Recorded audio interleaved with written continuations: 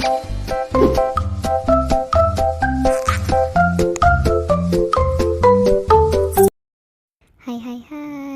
welcome back to my YouTube channel.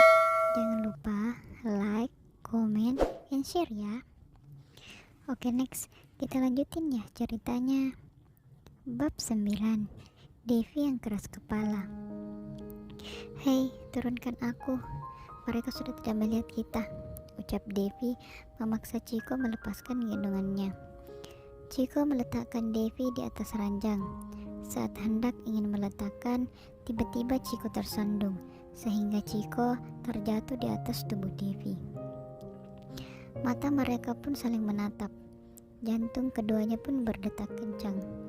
Chiko memandang wajah Devi yang cantik dengan bibir merah serta hidung yang lancip.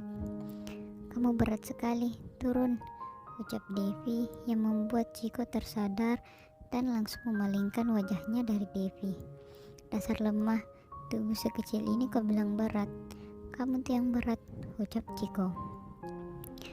Apa aku berat? Kau bilang aku berat? Bruk. Devi memukul keras tubuh Chiko. Kalau tahu begini, aku tidak akan menolongmu tadi, ucap Devi sambil membalikkan badannya yang kini ingin meninggalkan Chiko. Dengan cepat, Chiko menarik tangan Devi hingga kini tubuh mereka berhadap-hadapan. Mata mereka saling memandang satu sama lain. Kau sudah setuju dengan perjanjian itu? Tanya Chiko kepada Devi. Tidak, tadi aku hanya kasihan padamu, cetus Devi. Dasar kau. Apa? Kan aku sudah bilang aku tidak ingin menikah denganmu. Ingat Devi, sekarang kau sudah jadi milikku, ucap Chiko yang geram akan tingkah Devi. Bodo amat, terserah, ucap Devi yang berjalan keluar kamar Chiko.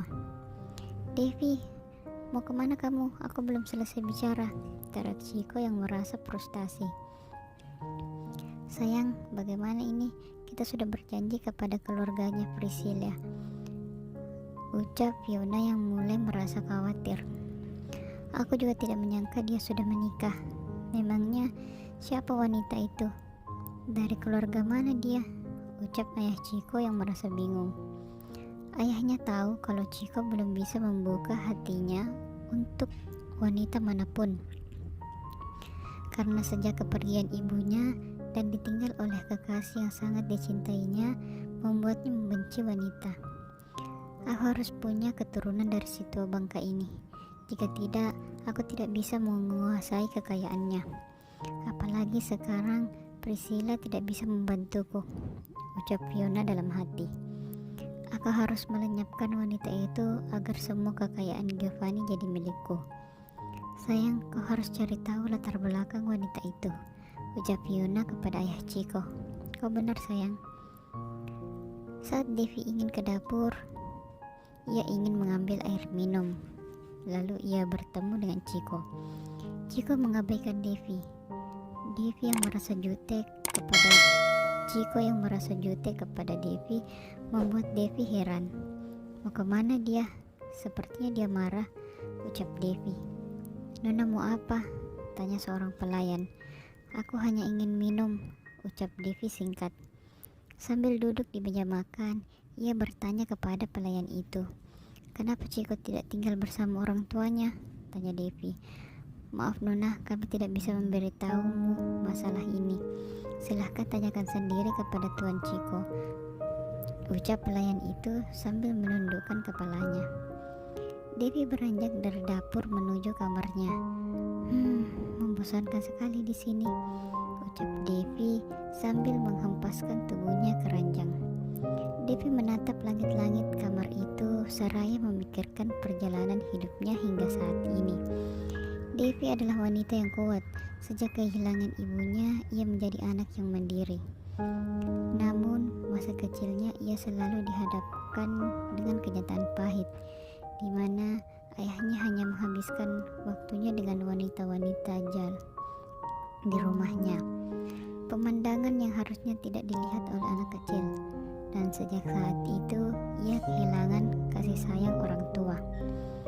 Sekarang aku tidak punya tujuan hidup. Apa aku mati saja? Ucap Devi yang merasa frustasi. Devi pun menuju kamar mandi. Ia menatap wajahnya di cermin sambil berbicara sendiri. Lalu menghidupkan shower dan membiarkan air itu jatuh ke tubuhnya yang sedang menangis. Tubuhnya mulai bergetar kedinginan, namun ia masih berada di kamar mandi. Setelah beberapa jam, pandangan Devi sudah mulai memudar, hingga akhirnya Devi terjatuh tak sadarkan diri. Chiko sekarang sedang melakukan transaksi yang membuatnya semakin kaya. Chiko akan berusaha melenyapkan orang yang berusaha menghentikan usahanya. Ia bahkan bersekongkol dengan kepala polisi untuk melancarkan aksinya.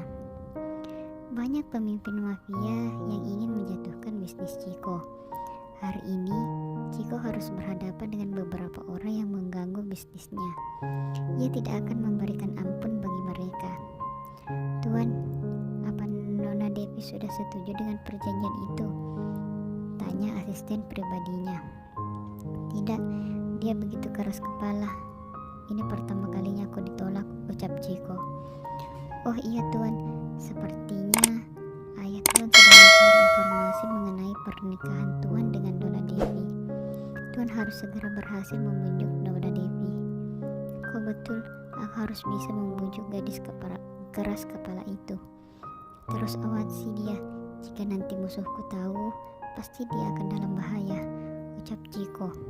Baik Tuan, aku akan memilih pengawal terbaik untuk melindungi Nona Devi, ucap asisten pribadi Chiko. Terima kasih.